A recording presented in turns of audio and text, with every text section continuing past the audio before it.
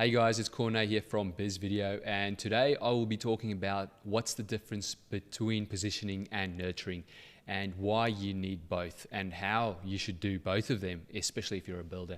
Now, why watch this video? Well, first of all, this is not going to be like a 30-second quick hit, quick fix video. This is good, valuable content, so it'll be a longer type of video, but it'll be worth your while. Well, the thing is, why you should watch this video is if you don't have a plan in place, and you're always relying on either luck or referrals. And what that means is if you always rely on luck and just referrals, that means you've got no consistent way of growing your business and getting new ideal clients. And that's ideal clients, that's a key word there. So first of all, positioning. So what is positioning? Positioning will determine what projects and clients you get, okay? And it's the difference between clients coming to you and when they start talking to you, they come for you, or they just come for you just for another quote, okay? So the thing is, how do you position yourself? Now, there's a few different ways you can do that, especially in the online space. When it comes to your business, that is all, the physical act, like your premises and so on, it all works in together here. So the first one is like your branding.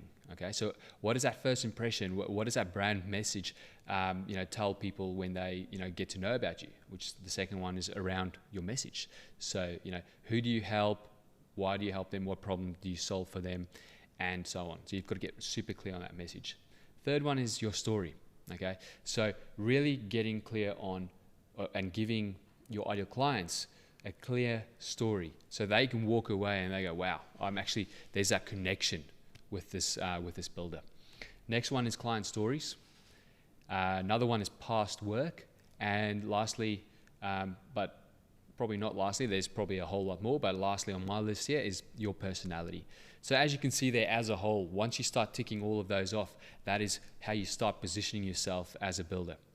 Because the thing is, you can position yourself by not doing anything and you'll just be like everyone else, okay? But it's when you take this custom approach to your business to position yourself as that specific builder, right? The type of clients and the type of projects you want to focus on. So the thing with positioning yourself, right? It's not just a set and forget thing. It's an ongoing thing. So positioning yourself is always like an ongoing long-term strategy. So you can't just think, okay, cool, I'm going to position myself and then that's it. The positioning and the personality of that business, your message, your story, everything else like that always evolves. It's always becoming something else. And, in the beginning, you need to set up your foundation first, okay? So a lot of people, they might see some businesses out there doing Instagram stories and just smashing it like 10, 20 stories a day and all those kind of things. And they get confused. They say, well, if they are doing it, maybe I should do that same thing. But they neglect the side of the foundation first. And that foundation is going back to that list that I just showed you there. Like, your brand, your message, your story, your personality, and all those attributes. Now, foundation first. So first of all, you need to communicate who you are, right, as a business. Secondly, what makes you different and what's inspiring about your business. Who your ideal client is. Now, a lot of businesses, they think, oh, well, we can help everyone, so let's just aim at everyone. Good luck with that. And it's 2020 now. This is nothing new. Finding out about who your ideal client is you will know. This will make or break your business. So this is super important. Next one is, how do you want this perfect ideal client to feel?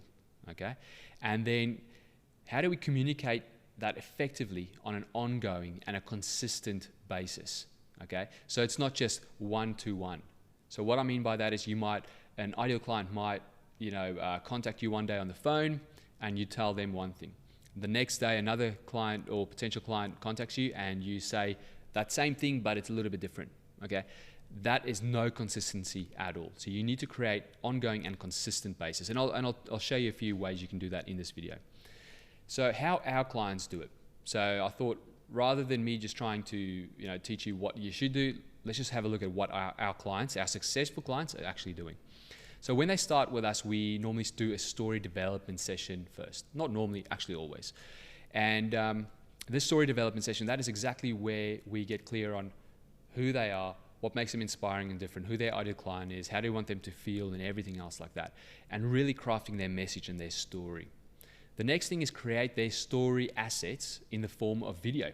Okay, so the reason why we do it in video, their story, is that they can deliver that same message, feeling, positioning on an ongoing, consistent basis, like I told you before on the previous slide. That is super important, and that's the power of video these days. Okay. Then number 3 is we help them and guide them to showcase their stories to the right clients, the right people at the right time and the right place. Now, nurturing. So we've just spoken about positioning. Now the next thing is nurturing, and you'll see exactly it's 2 completely different things, but they have to happen. They have to both get taken care of, and it works really well to do them together. So what is nurturing? Nurturing is the act of creating a relationship over a time period by adding value and educating. Okay? Nurturing starts when your ideal client becomes aware of you.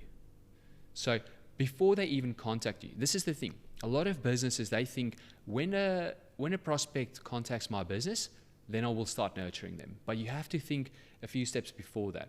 They might become aware of you, let's say via Instagram or Houzz, or they might land on your website somehow. From that moment, you need systems, you need assets in place to nurture them on an ongoing and consistent basis before they even contact you. Okay? Now, the third one is nurturing is caring and protecting the seeds. So those are the potential clients that know about you, and they might not be ready yet. So if you're a builder, someone might become aware of you today, but they might only build with you in a year's time, or 3 years, or 5 years, or even 10 years. So it's your responsibility to have these things and these assets in place to nurture them along that way. Because the thing is, imagine you did this, or you saw this video 5 years ago and you said, okay, cool, I'm going to get my nurturing processes in place. What would your business look like today, right? It will look something like there's a pipeline of people, and this pipeline is maturing every single day, and you're harvesting some of these seeds that you might have planted 5 years ago. You might be harvesting them right now. And then same thing goes for tomorrow, and the next day, and the next day, and a year from now, and 2 years from now. You keep harvesting. So it's, I guess in this society that we live in, instant gratification is such a massive thing, right? That we want clients now, we want leads now. So we always look for the cheap and easy way to get leads right now. And most of the time, if you do get leads, most of the time you probably won't get those leads, but if you do get leads, they're probably low quality. They probably want 5 to 10 different quotes from different type of builders. They're not the ideal client that you're looking for, that come to you for you.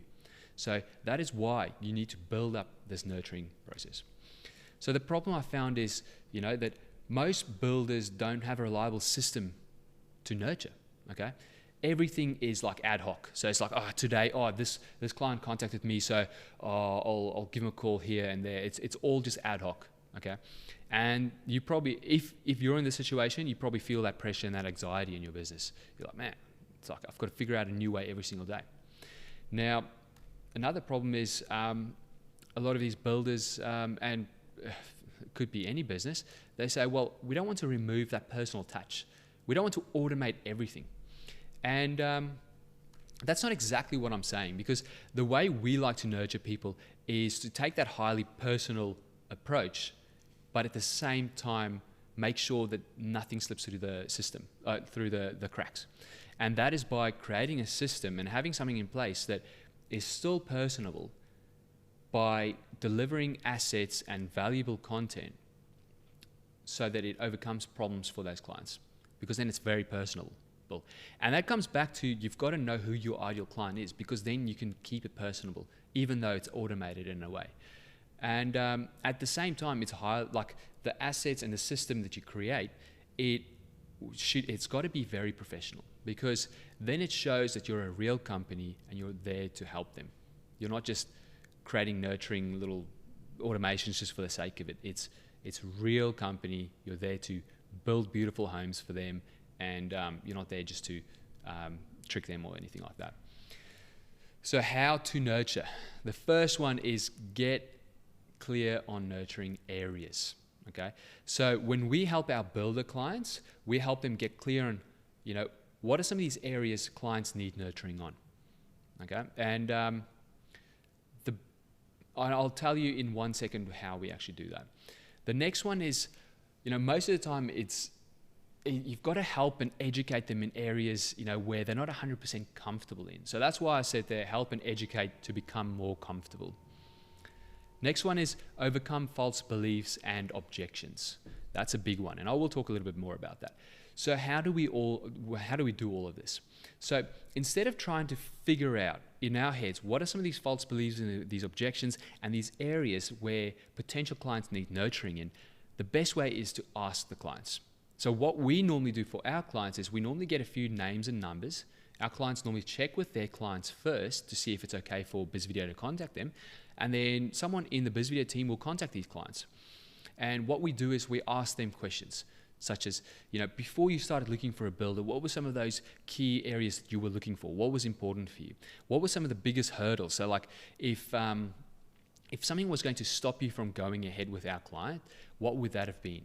It might not necessarily be our client, but it might be some false belief that their client had in their head beforehand, such as the building industry is dodgy, or the budget will just blow out of proportion, and everything else like that. So it's really important to take note of a lot of those false beliefs and objections. And what we found is most of these clients that we speak to on the phone on behalf of our clients, they spill their guts. They say so many things, and it's so valuable for our clients because they get all this really valuable data. Now, based on this data, now you can go create content to nurture future clients. Because if, let's say you do research on 5 different clients and a lot of them say the same things, well, chances are that in the future, other prospective clients will have the same objections, false beliefs, and concerns in their minds. And then the next thing, how to nurture, is you need to create these value videos, right? So once we know what these top false beliefs and objections are and everything else like that, then you need to create this value video content. And the best way to do that is, again, through a video that is there. You can use it on a consistent basis. It says the same thing every single time. It takes human error out of it. And by the way, it looks good. It looks professional. It represents your company, that brand, that personality. And it also inspires those prospective clients because the thing is, you can show visuals of previous projects that you've done, and it all works together with a value video. And then lastly, on how to nurture this and these clients is a communication system, right? So once the value videos have been created, it's great to put it on your website and social media channels and everything else like that, but you need this communication system that automatically sends emails to these prospective clients to nurture them along the way. So we've got a few clients that have a nurturing program of 3 years right now. So if someone becomes an inquiry today, right, they will, if they don't build with our client, they in the next 3 years, they will get nurturing, valuable videos every single month for the next 3 years. All right. It's a big decision. It's not just something you buy on Amazon quickly. You're like, oh yeah, I'll give it a go and buy. This is a huge decision in a lot of people's minds. And the other cool thing about a communication system that keeps doing this is that you're busy day to day, and the system won't forget to send these emails. It'll just keep sending. So that's really good. And our clients absolutely love that. So builders, positioning and nurturing. So if you can get your positioning and nurturing on point, you'll notice like a massive, dramatic increase in the type of quality clients that you attract to your business and how you nurture them long term, which means you're building a long-term business. It's not just a business to get a quick project today, get it done, and move on. It's about building a really good pipeline for the next few years to come, all right? And you don't have to send ad hoc emails or ad hoc calls and all those things to try and educate. You send them valuable content videos that will not change unless your business and your message change. And then we just go change it. And we just change the system where it's plugged into. But you don't have to change that message from day to day. It's consistent. And so there you go, guys. That's how you position and nurture clients. in a really simple way. So it's about getting your brand and your story and your message right on the one side from the positioning point of view, so that when your ideal clients come to you, they go, this is the right builder for me. And then number two, having a nurturing process in place. So I hope that have helped you guys. Enjoy the rest of your day, and I'll chat to you soon.